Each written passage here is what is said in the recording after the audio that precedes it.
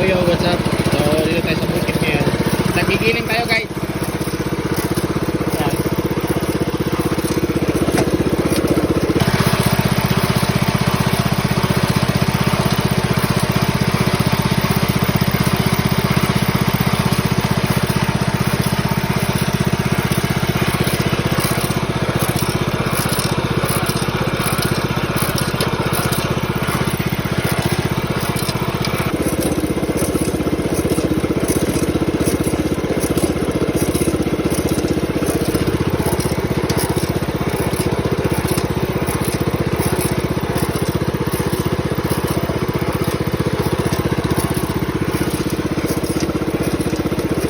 Tapos na tayo mag-mill.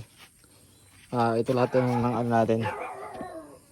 Good for siguro mga 4 days, 3 days to 4 days. Yan.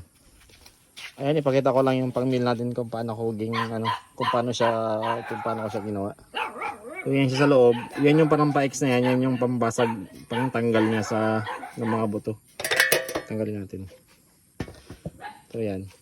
So, ito naikot dito sa ilalim. Naikot yan siya. Habang naikot yan siya, yung mga mais dyan pupunta sa mga butas na yan. Iniipit nito, ginarol nito. Yan. Tapos paglabas niya dyan sa ilalim, magiging pellets or mass hollow na. Yung mga durog kasi.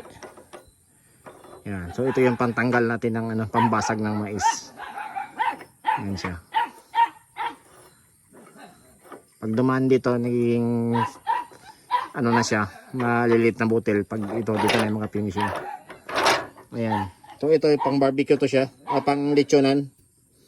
Ayan, nakabelt na siya doon sa makina yan. Pag ganyan, tapos paakyat dito. Ito naman, dipos to ng motor. Yan. May bearing yan dyan. Yan. Kaya yun lang, ganun lang ka basic yung niya, concept. Bali, dahil nakakapagpili siya dahil dyan. Ayan, bakal to siya makapal, ayan o. Tapos may mga butas-butas. Ayan, kaikod. Tapos itong mga roller na to, may bearing yan sa loob. Parang pinipress niya yung dyan, yung mga giniling na mga material dyan, palusot doon sa mga butas hanggang sa kabila, magtagos. Hanggang dyan sa ilalim dyan.